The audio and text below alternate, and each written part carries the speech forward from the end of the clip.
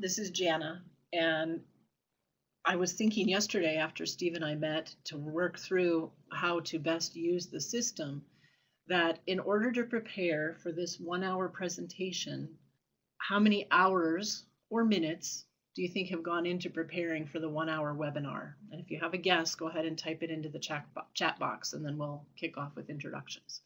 So for a 1 hour webinar, how much time has been invested to prepare for today? Any estimates? Steve, you might even have an estimate.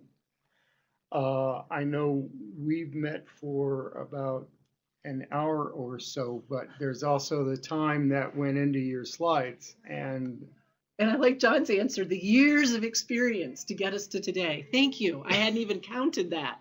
So I'm gonna steal that answer and use that in the future. Years of experience plus the hands-on hours to be ready for today. So it definitely was a series of days. I would sum total it to about 4 hours between the phone calls and the content preparation, the marketing announcement, and the paperwork that I needed to sign to participate with BSU. And the reason I thought that was important is that sometimes the meetings that I'm facilitating actually do take more time to plan and organize than the time in a classroom or in a meeting room, or in today's case, in the 1 hour webinar. So with that, I'll pass the mic back to Steve and we'll get ready to start on content. Well, we've all been to meetings. Some are good, so many aren't. So how do OPWL practitioners, including students in our project-based courses and graduates, make their team and their clients' meetings more productive? Luckily, I met Jana Kemp at last month's meeting of the Treasure Valley chapter of ATD. We got to talking about meeting challenges and how to overcome them, and Jana agreed to share proven strategies and tactics for more productive meetings. As with all of the Talking Shop webinars, we envision more of a dialogue than a one-way presentation. That means Jana will answer your questions, and it also means that Jana will be asking you questions. When she does, please feel free to jump in with your response. Jana, we're delighted to have you with us today. Thanks, Steve. I'm delighted to be here and am appreciative of an opportunity to see what new questions might come to the table about making meetings more productive. As you saw in the announcement to the webinar, our purposes today include the following: to look at the tactic of agenda building. How do we do it, and when is it important to build agendas? We'll also look at setting the right length of a meeting. I'm sure you've all been in meetings that were longer than you expected and maybe less productive despite the added length to the meeting. So I'll share kind of the secret formula of setting effective meeting lengths for accomplishment. We'll also talk, as Steve mentioned, about some of your meeting pain points. You're partway through the semester, or some of you just starting into a semester if you're a future listener. And the key is to figure out how can we avoid the pain by using structure and systems that still allow us to enjoy the interactions that we're having with each other. So I do look forward to hearing what your questions are along the way. And then we will wrap up with what are the note-taking strategies and decision log tactics that we can create that effectively allow us to show what we've done, proof of performance kind of records for your portfolios, and to also make sure that work gets done in between the meetings. So let's dive in. What in the world does it mean to meet? M-E-E-T, to meet anyway. Now, I wrote a book in the 1990s that came out from McGraw-Hill in English, and then it was translated into Italian. And as I was doing research for that book, what I uncovered is that the word meet was originally used in Old English to refer to a fox hunt, ergo the fox on the screen. So when you think about a fox hunt, what's the purpose of a fox hunt? Anybody can jump in. The purpose of a fox hunt is to what? Catch a fox. Well, that's one purpose. Is that the only purpose of a fox hunt?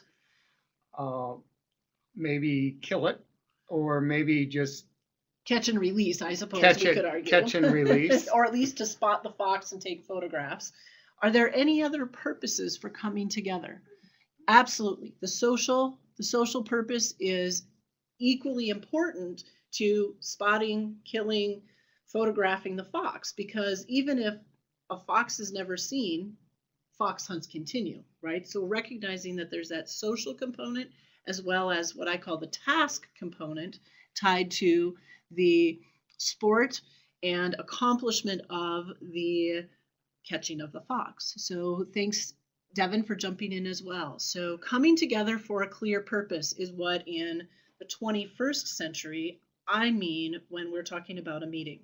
And those meetings can be in a variety of environments, which we'll talk about along the way too. So another question for interaction: why does having a meeting matter? Why do we need to hold them? Why do we want them to matter, even if we're suffering those pain points of it's not working well? So why do meetings matter? And the webinar counts as a form of a meeting today, even though we're not face-to-face. So to gain agreement, share and distribute information, absolutely.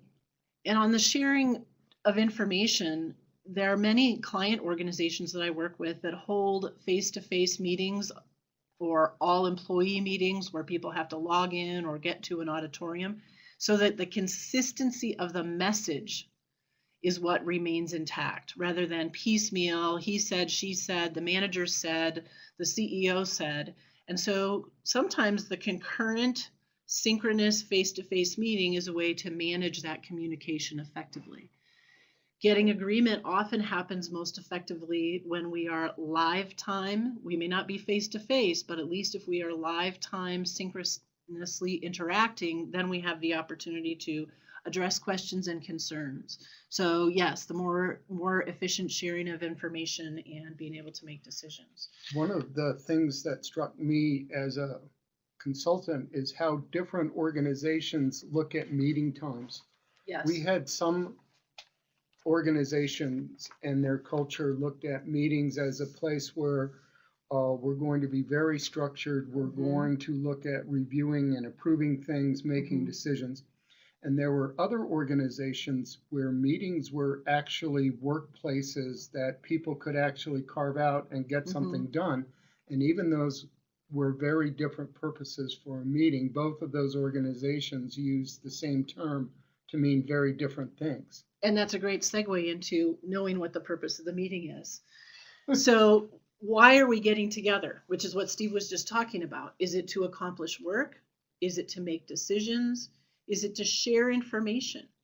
Is it to see where we are with status updates and work progress assessments? Without understanding why we have asked everyone to come together, it's very difficult to know how to build the agenda. So when you think about your team meetings, why is the team coming together at any given moment? Is it to accomplish work? Is it to share information gained from the client? Is it to move the work forward with clear decisions that once we make those decisions, we're now in development and it'll be difficult to go back and we need to log those decisions? So recognizing that the purpose question is, why are we getting together? To then identify what topics and discussions do we need to address. We'll talk a little bit more about outcomes on the next slide, because we also need to know if decisions need to be made, and that decisions will take more time than discussion might take, because decisions come only after discussion has occurred, right? So it's an iterative build: share information, have discussion, get work accomplished, then make a decision. So why are we getting together is followed by the outcome of, well, how do we know that we accomplished it? What measures can we use to identify that we can cross off on the checklist or on the purposes of the meeting that yes, we did it? So the outcome is back to measures. What is it that needs to be achieved? Now, I would caution you in saying, well, we need a yes decision. Well, maybe sometimes you do, because if the budget is $10,000 and the client needs to know that there's a $10,000 decision point, then you need a yes to continue to do work. In other cases, though, it's that we need a clear yes or no decision, And whatever the decision is, we have clarity about how to move forward. So the caution, again, I provide to groups is it about a certain decision, or is it simply about getting a decision? And then one of the ways to measure is to ask yourselves 3 questions about what do you want people to know? In other words, as we share information, as we have discussions, what should each meeting participant be able to know as a result of being in that meeting room? If they're not learning something new, why did they come to the meeting? Well, maybe it's because of the second question. What should the person or each person at the meeting discussion be able to do as a result of being there? Now that ties back to decisions. Once we make a decision, we then should be able to recognize what work components come next. Are there new assignments to be made? Are there new action items to pursue? And if so, who is responsible for that? So what are we able to do individually as well as a team as a result of that meeting? And then the third piece is tied to the kind of that social element that John referred to, back to the fox hunt. How do we want people to feel as a result of being at the meeting? Now, some of you, especially since I'm sitting in an engineering building at Boise State University, would say, but I don't want to talk about the emotions of it. Can't we just stay on task and measure the knowledge and the ability to do things? And while I acknowledge that frustration, I also would caution here to say, but we all have feelings. And frustration is a feeling. Excitement to get the work done or commitment to get the work done also has a foundation in our feelings and emotions. So when we are planning the meeting, if we are not thinking through, do I need to get people from negativity to neutrality or from neutrality to commitment? Then we typically are ending the meeting without people willingly committing to the follow-through actions that we need to have in between times. So let me pause there. Are there any questions about purpose, outcomes, the why in the purpose statements are we getting together, which from today's agenda would be those objectives that I shared at the beginning. That's why we're getting together.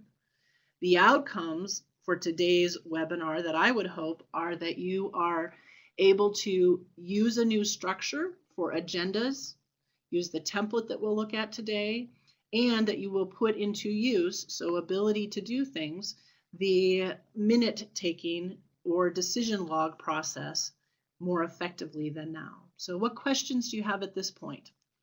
While people are thinking, the question that pops in my mind is, what are the major differences between the meetings that a project team will have among themselves and the meetings that they'll have with clients? That's a great question. As you've probably discovered already, the internal team meetings are sometimes less formal, sometimes more vocal in the way that we debate with each other about what part of the project really needs to be done and when and who wants to do it.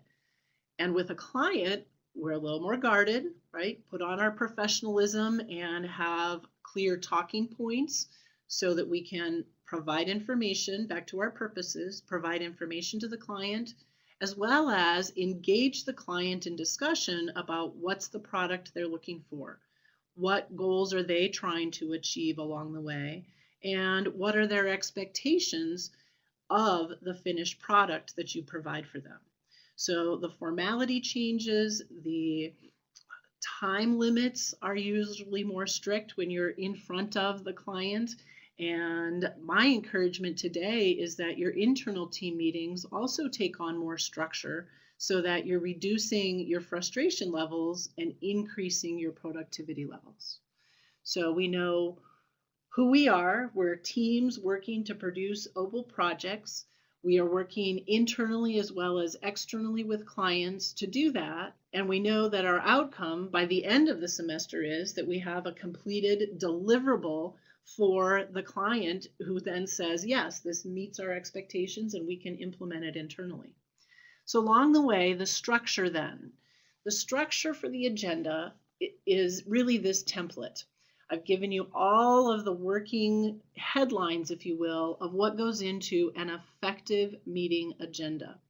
So let's start at the very top. Let's start at the place where the first bullet says day and date, right under the headline meeting agenda. So day and date. Most people say, well, why can't we just put the date of the meeting? Why do we have to put the day in? And Jana, what about all those times when the day and the date don't match up and then there's confusion? Well, of course we want the day and the date to match up. But the reason we do both is this. Most people think in terms of days of the week. For instance, quiz question time. What day of the week is October 13th, 2017? Do you have a prize, Steve, for whoever types in the answer first? And I will tell you, since I'm sitting here in person with Steve, he looked off to the side to visualize a calendar to figure out what day of the week is October 13th. Any takers? Who's in? And yes, both of you are correct. It's Friday, a week from tomorrow, Friday, October 13th. But you see how long it took us to get to Friday.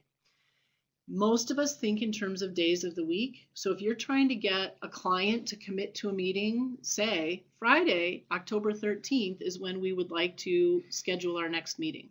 Because right away they know, oh, every Friday morning we have an operations meeting, and then at 1 o'clock in the afternoon we have a week in review summary. So Fridays are completely out for us. Whereas if we had just said October 13th, you might have gotten people saying, oh yeah, I think we could probably make that work. But it's Friday and they're already booked. And that is true of every day of the week. So we want the day and the date clearly stated on our call to the meeting, which is our meeting agenda. The next line then is about time, start time and end time. And over the last 10 years, I've seen the end time on more agendas because even the call to this meeting in the form of the webinar clearly stated we were starting at noon Mountain Time and ending at 1 Mountain Time. So as the use of technology to schedule meetings increases, those end times are there. However, as an internal team meeting, my guess is you're most often saying, hey, let's get together at 7 p.m. at such and such a location, and then not putting an end time on it. So work to include that end time, and here's why. This is a big football campus as well as sports campus. And when you think about what happens in the middle of a game or a sporting event or the intermission of a performing event, there are regrouping activities and there are breaks and coaching things that happen. The same thing is true in the middle of a meeting. Oh my goodness, have we gotten through all of our agenda items? There's that time check of, oh, wow, we're accomplishing more than we thought, or, oh, we've got to get people to stop talking and focus on the task at hand. That end time provides that way to check where you are in the middle of the process of the meeting itself. So a clear start time and a clear end time. You'll notice that I said Mountain Time. Idaho is one of the few states that has multiple time zones. So in your workplace, in your team environments for your course, get in the habit of adding the time zone that you're in so that it's clear. One thing about technology is that in most cases, it will enter the time zone in which the person is currently using their technology, which then may not convert for people who are in other time zones. So I've worked with clients where that's actually been a dilemma. So start time and stop time so we can get there on time and end on time. The location almost goes without saying. Today it's online via the webinar. Be clear with your location if directions are needed or provide a link to a map. Also, you might add a contact person in the event that it's difficult to find that location. So we've talked about purpose and outcome. Purpose is, why are we getting together? What are the things that we need to accomplish during the meeting? Outcome, the measure. How will we know that we've accomplished it? And again, the easy three, if you will, what do I want people to know as I point to my brain? What do I want people to know? What do I want people to be able to do as I look at my hands, the ability to get work done? And what do I want people to be able to feel? What are those emotional outcomes? Neutrality, commitment, excitement, willingness, all of that is important to any work accomplishment. So the outcome statements are really important when you're the meeting leader, You may not actually post them on the agenda that you send out. The purpose statements, though, you will want to include on the agenda that you send out. So now that we have all that logistics information in place, let's talk about the agenda items themselves. These are the columns that people most typically think of when they think of an agenda. So what time will each of the agenda items, that second column, start? So sometimes I have listed a time that's only 3 minutes ahead of the previous. So if we start the meeting at 8 a.m. and we need to do introductions, let's say we're on a conference call and we're doing introductions, and I know that there will only be 4 of us on the line, I can say, all right, we're doing introductions. That should only take us 3 minutes. As the meeting leader, I can state the purpose.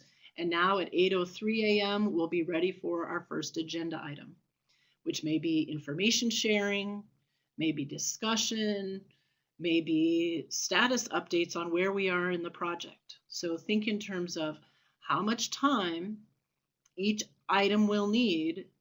And the third column, who will be the topic leader? Are each one of you as team members taking turns as topic leaders? Is there a section on the agenda where you need the client to be the topic leader and to present information to you as a team? The more names, Steve, Jana, John, Devin, and Brig, is that okay? I want to make sure I say that right. The more names we actually include on the agenda, the more likely we are to get people to come to the meeting because they see that they have a responsibility, and the more likely we are to get after the meeting commitment to follow through on things because you gave me credit, right? You put my name on the agenda as either a subject matter expert, as a topic leader, and so now I feel more committed to the process. So there is really good reason to include the time, the items or topics, and then who's going to lead each agenda item as the topic leader. And then before you wrap up the agenda, you want to identify what to bring to the meeting. So does that mean I need technology? Do I need calendars? Do I need parts of the project that I need to present to my team members or to the client? And what does the client need to bring?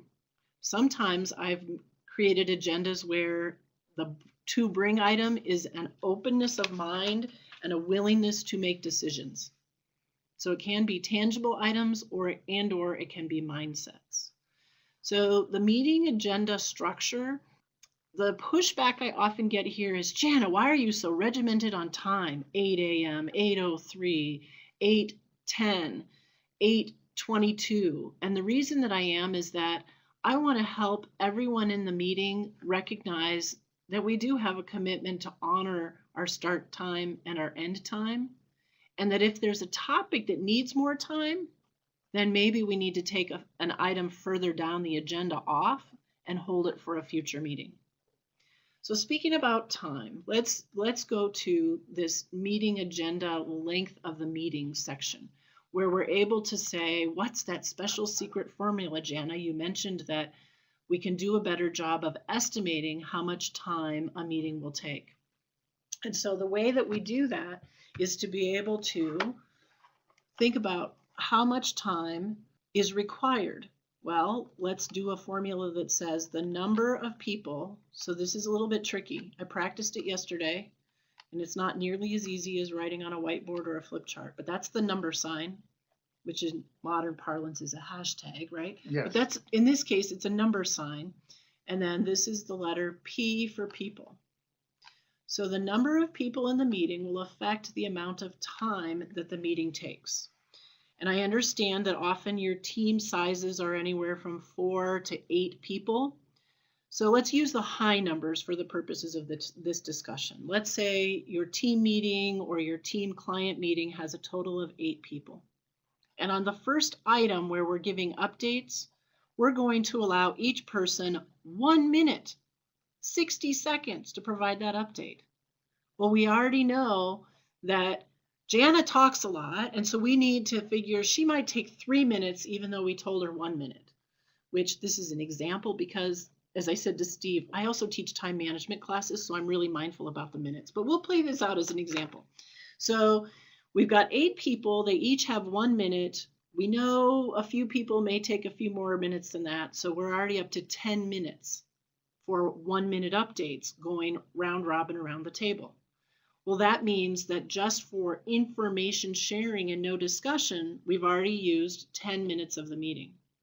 The next thing we want to consider is, well, is the item information sharing, which this is an I. You know what? I'm at a funny angle, but this is really truly an I. Move the mouse. Oh, there, if I move the mouse over to another location. So let's try that again. So I for information sharing. Yep, that makes it more straight up and down. I was holding it at an angle.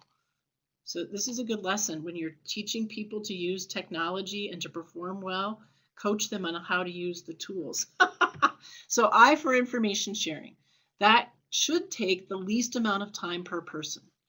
The next then is the discussion, which I'll put a D and an I here, or you might call it the work session. So we'll do a slash and we'll say work.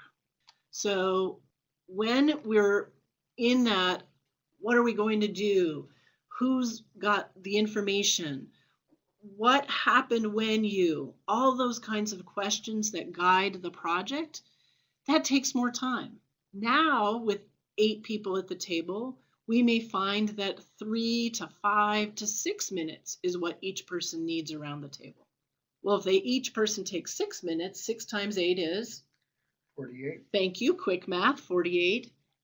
Well, that's already a 1-hour meeting. So now we have one go around the table, share information. That took 10 minutes.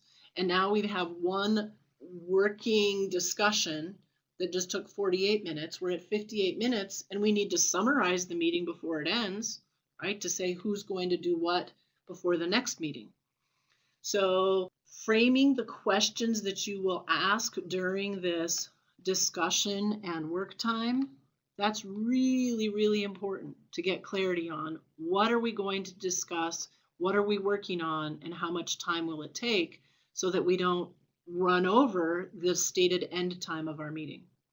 Well, there's a third thing to consider in the tasks that we're accomplishing, and that's, are we making decisions?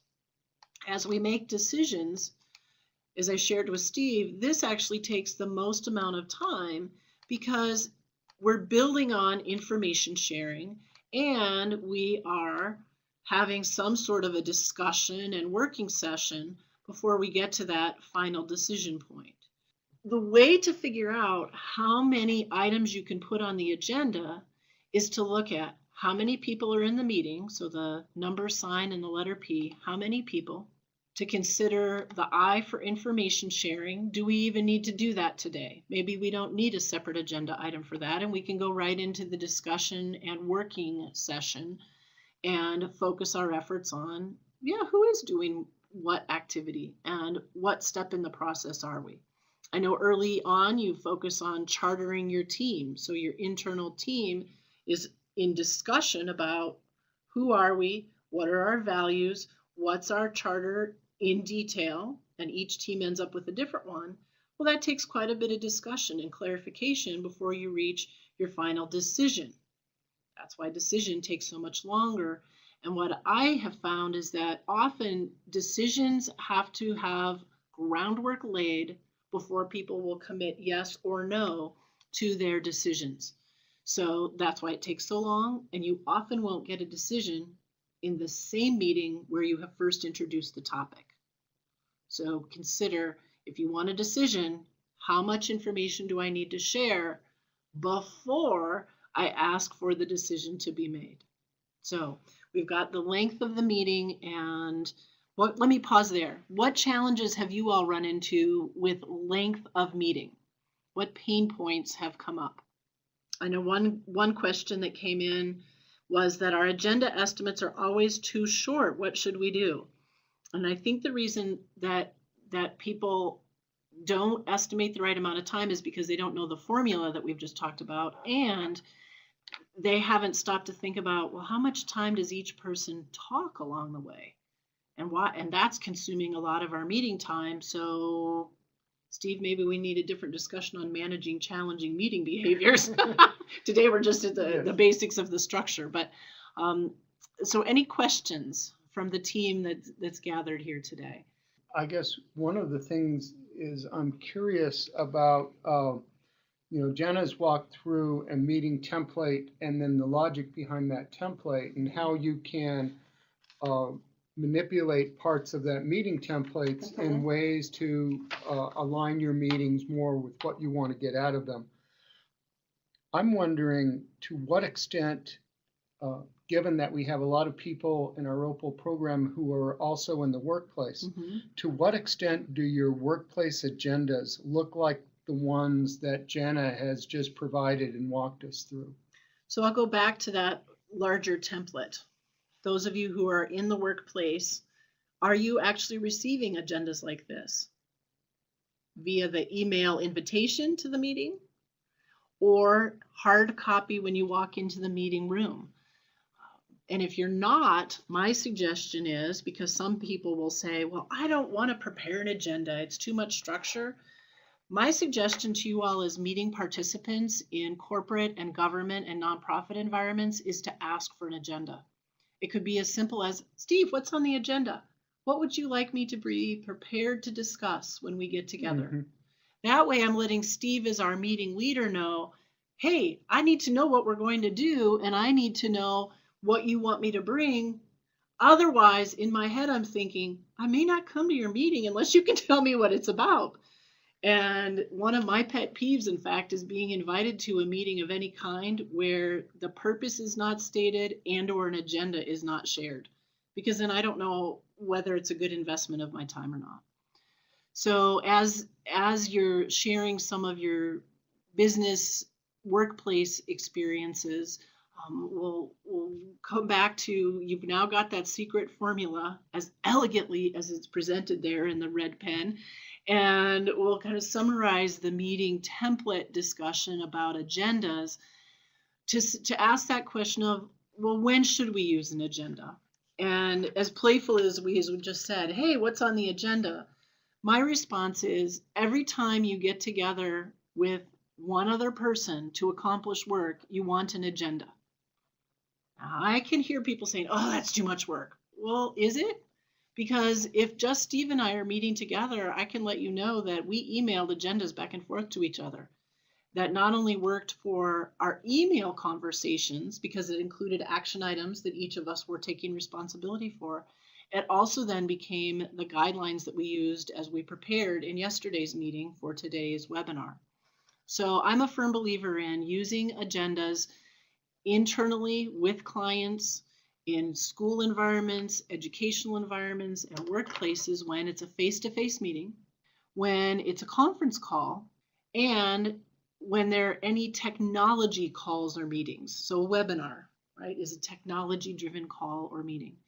And then also virtual exchanges and emails, which you just heard me reference, that as we had those action items for each other, those were essentially agenda items of what needed to be accomplished before today could happen. Because it's my profession, have a meeting agenda every time you get together. And I want to go back to the fox hunt for a second. When you think about the agenda, right, there's a gathering. We know that the purpose is to get the fox and to have a great time socially so that we can be safe also and come back together for a future event.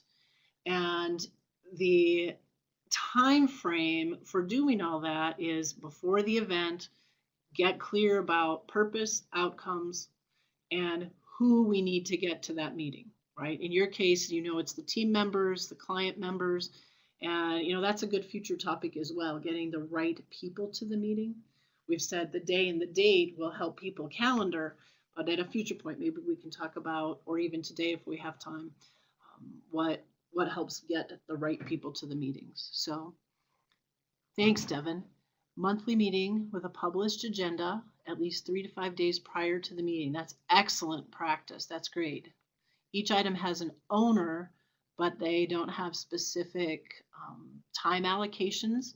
So that might be a refinement of the agenda. It sounds like the organization is exactly on the right track to have those topic owners so that it's clear as a recognition as well as a take responsibility. And here's something that I use when I'm encouraging people to kind of rattle the cages for improvement. I call it the elbow nudge. right? I'm not saying, Steve, you really need to improve your agenda and put time frames, right? You're lacking. Instead, I say, Steve, you're doing a great job. You've got the agenda items clearly identified. You've given owners to each of the topics and presentations. What if we tried, right? So you're throwing the idea out. What if we tried putting time allotments so that we'll use Jana again, use me as the example. Jana doesn't take so much time during the meeting and recognizes every one of these topics needs to have its fair amount of time for discussion so that we can make good decisions and accomplish work effectively. So you suggested as sort of an idea that time frames for each topic might help us accomplish more work, make more decisions during each meeting. So thanks for sharing that. That's helpful. Any other pain points around meeting agendas that have come up? One of the things that I would frame, and feel free to jump in with typing, one of the things I would frame is that, as I said when we were talking about the meeting template, always allot 3 to 5 minutes for introductions and purpose statement. That way, just, here's a funny way of saying this, but just because people's bodies are in the room doesn't mean their brain has arrived.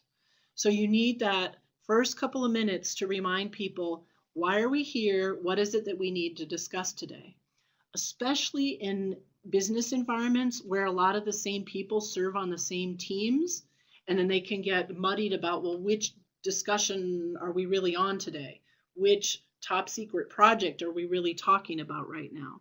So being clear with that introduction, 3 to 5 minutes. Then you build your agenda items. And then at the end of the meeting, before you just say thanks, goodbye, you want to summarize, and I'll model that at the end of the webinar, summarize what did we address today, what work did we accomplish, and what assignments got made. So Steve, I heard you with a thought. I'm curious, we have people online who've completed the OPWL program and other people who are in the OPWL program. Okay. And if you think about the pain points related to meetings for your OPWL projects, what are those or what have those been? It's a great question. As long as it's not too painful to dredge those memories up. Let us know exactly. What are some of those challenges and pain points that you ran into. And I will say that using technology like this is great because we can all tune in from different locations. It is challenging, not quite a pain point, but it's challenging because without the facial clues of, hey, we really don't have any, or, oh yeah, I really have one I want to share, it's difficult to know if someone is wanting to participate or whether you're all saying elbow nudge, just move on. So thanks for this question. Do you have a process that you use to prioritize agenda items? Sometimes it's necessary to pick and choose which items to keep on the agenda and which ones to move to a different meeting. Yes, the process is choose agenda items that help you accomplish work and move the work product forward in time toward accomplishment.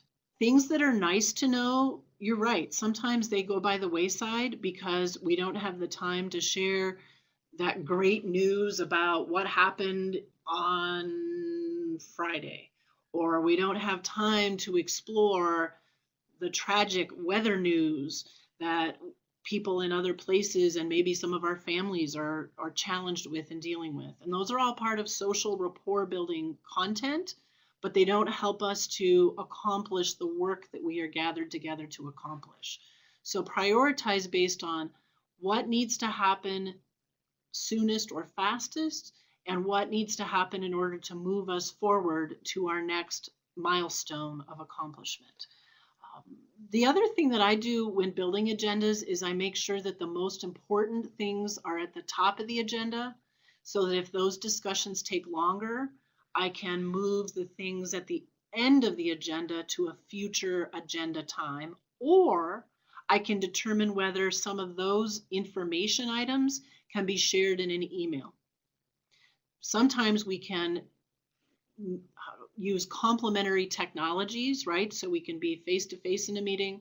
We can use our emails to accomplish more work in a shorter amount of time and use those emails for informational updates that don't don't require discussion and save our meeting time for discussions. So that's 2 or 3 ways to help prioritize.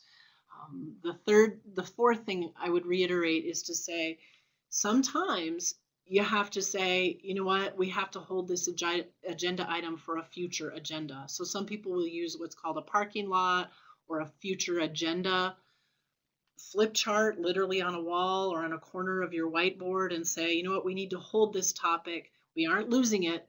We honor that it's important to talk about. We can't get there today, so we're going to move it forward in time. Does that help? Some concrete ideas?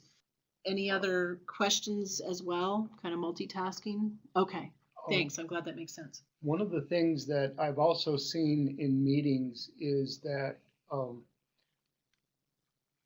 different teams have their different rules for meetings, and some teams, the playground rules that they've decided to live with can allow people to show up for meetings who are not necessarily prepared for the meeting. I think that's a default behavior, Steve. I don't know that teams actually agree to letting people show up unprepared, because it creates that feeling outcome that was undesired, which is, I'm frustrated that my team members didn't show up prepared to present or to make decisions and go forward. So interesting way to pull all those parts together about what's the outcome. Whether we intend it or not, there are going to be emotionally driven outcomes.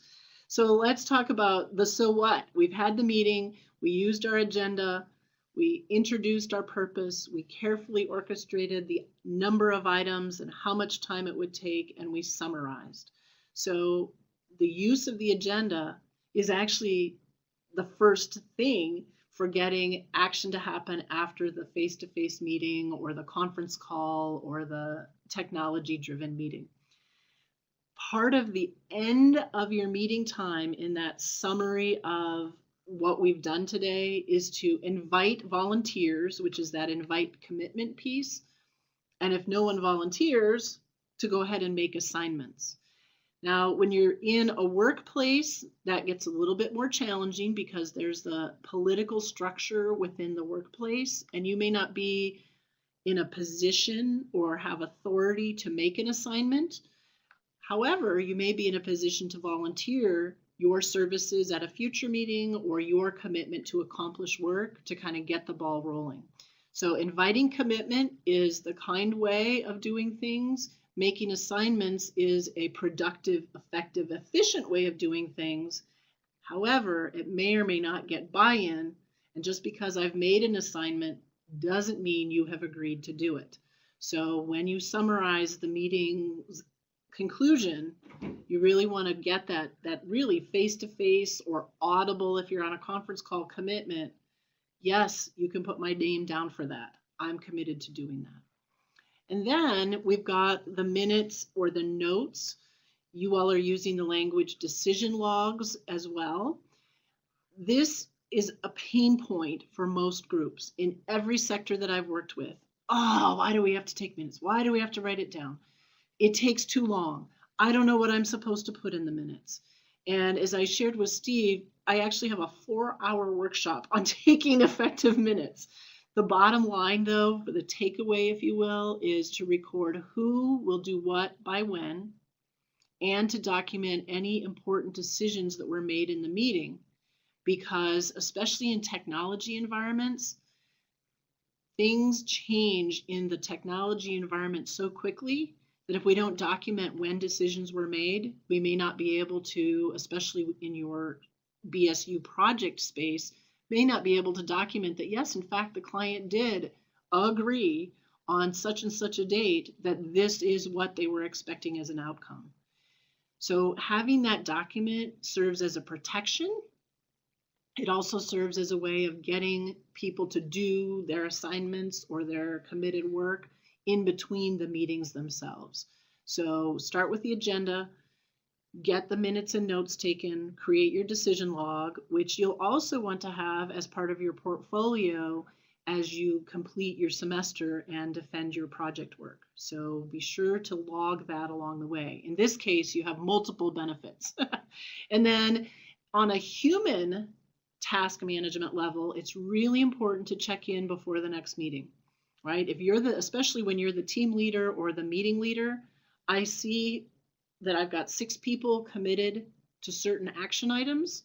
And so I want to check in before everybody's sitting in the room, right, to make sure that those tasks got accomplished. Maybe I need to get more information from the client or a stakeholder before I can even commit or before I can complete the work. So I need to have those check-ins if I'm the team leader to make sure that that work is moving forward successfully. So we had an agenda template. Let's look at the template. Steve has a question, sorry. I have the luxury of being here with Jana, and I saw an opportunity and wanted to take it. One of the things I know with our virtual teams is that it's really hard to carve out team meeting time. And I also understand why it's really important to have that check-in before the next meeting, because that's a way of getting organized and making sure the meeting targets what it needs to. Are there tricks that you've seen virtual teams use? Do they typically, for example, appoint a meeting wrangler who is responsible for following up with people, or do they set up a asynchronous tool where people need to report back before the meeting, and then that's used to draft an agenda and people agree with the agenda? What are the different tricks that teams use? Yes, Steve, you've just listed about 4 tools that can be put into place, and I've seen different teams use each one of those. The more technically savvy a group is, the more they will rely on the online tools and project management type spreadsheets. The less technologically savvy, it's get up, leave your desk, walk down the hall, go downstairs, check in physically in person with people to make sure that they had what they needed, they were able to accomplish what needed to get done before the next meeting. So it kind of depends on email, call, or culture. text. Well, email, call, or text, depending on what my learning style is, right, appropriate for OPWL discussions, and depending on what my best response mechanism is. For instance, I've got clients that don't text at all, don't like email, and still expect a phone call. I've got other clients that will juggle texting if it's a short set of questions or directions, but also rely on email because they want a paper trail for themselves and their project logs of what else was involved. And so the and world, text and email and phone calls and voicemail, and it actually makes it more difficult to manage projects because we have more vehicles for communicating. And now it's on us as project team members to know our stakeholders and our clients well enough that we know what vehicle of communication will work best for them. So there's not one best answer, except what's best for Steve and what's best for John and what's best for Brig and what's best for Devin. We need to know that individually and then use the best tools from there. It does make life more complicated because it's not a one solution answer. So the tools for getting action after our meeting has happened. This is another template document that I will remind you to include the day, date, and year. You cannot believe the number of minute documents I have seen in every industry that do not include the year or the date of the minutes. It'll just say who got together and what was the name of the group. And I will tell you that effectively without the date and the year, they're worthless. Because especially in technology environments with things moving so quickly, a decision made 2 years ago is probably worthless today. Even if it was a foundational decision point, we've already acted on it and moved forward. And so, we just have to have that date. I mentioned the name of the meeting group and who attended, the name of the meeting leader. And as I said earlier, for summarizing, at the end of the meeting, we want those action items or assignment lists to include what is going to be done by whom and what's the deadline or the due date. And if you included nothing else in your decision logs but items 1 through 4 on this slide, you'd be in good shape. A nice to add is the supporting documentation or the notes that were distributed during a meeting or a slide deck or a research document. Those are things that are nice to include, especially if it influences whether people can get their work accomplished or not. So another question that comes in is, what does a meeting leader do as it relates to the minutes specifically? They can assign someone to take the minutes.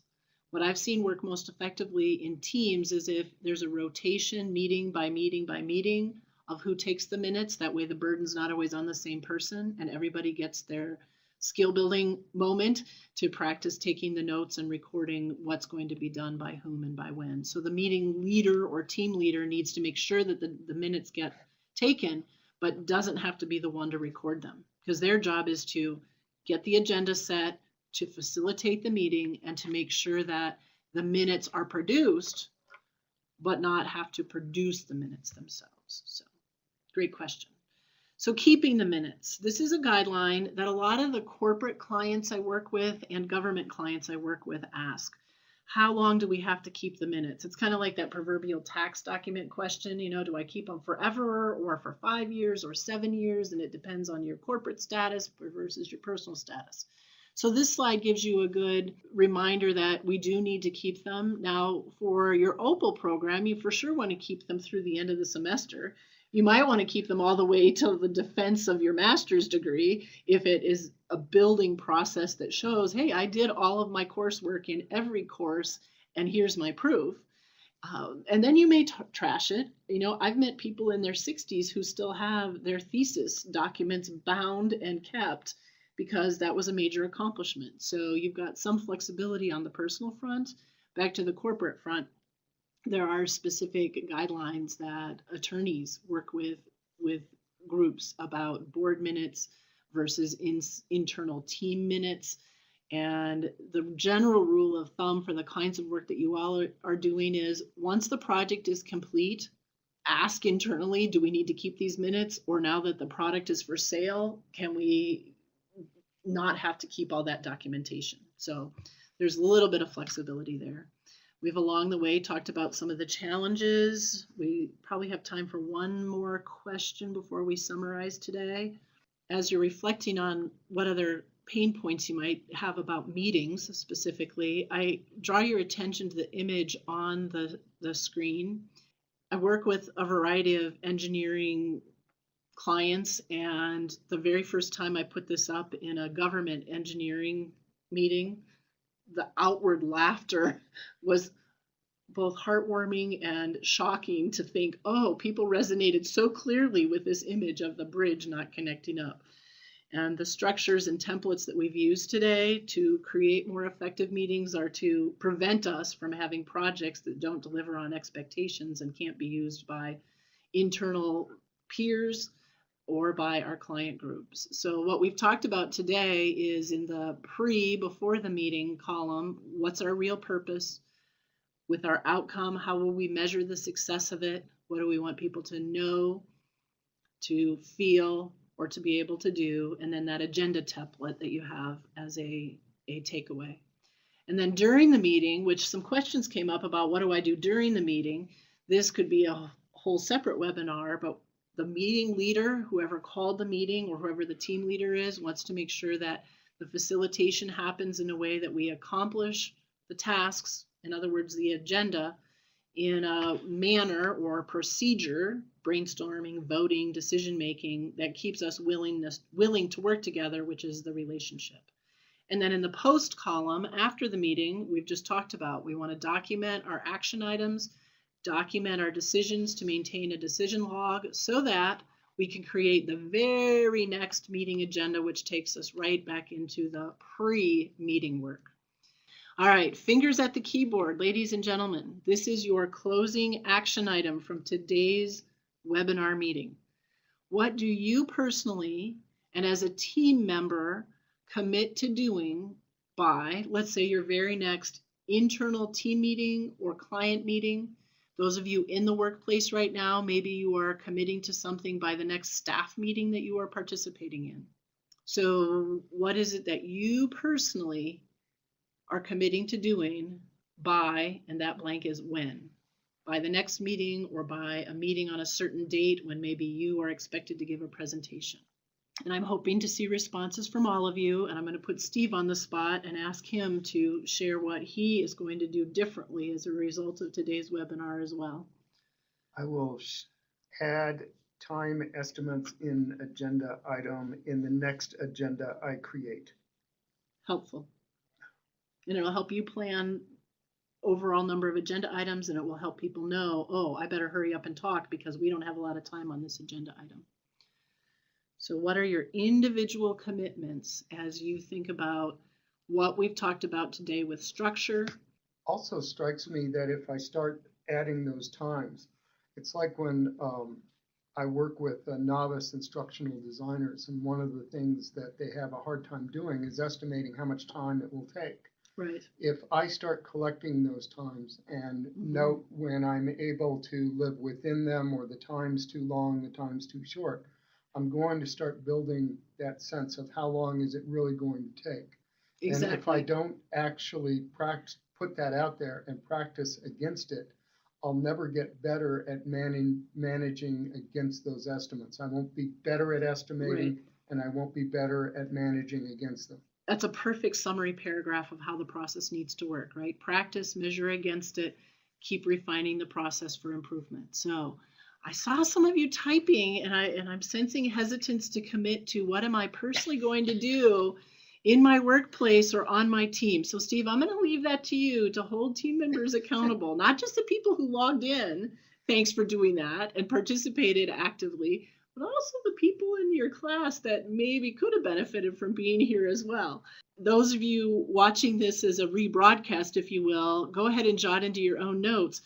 I will do what to improve meeting structures, experiences, and processes, and by when. Because the point, as we summarize for today's time allotment, is whatever you do, make meetings to the point, on time, and actionable. And you have a way to get a hold of me. So if you have questions, please do feel free to reach out. I'm Jana Kemp, and I want you to make meetings matter. Jana, thank you so much for your time with us today. I want to thank all of our webinar participants for being here and the time you've taken. And this now concludes our webinar. Thank you for attending and thank you for participating. Goodbye now.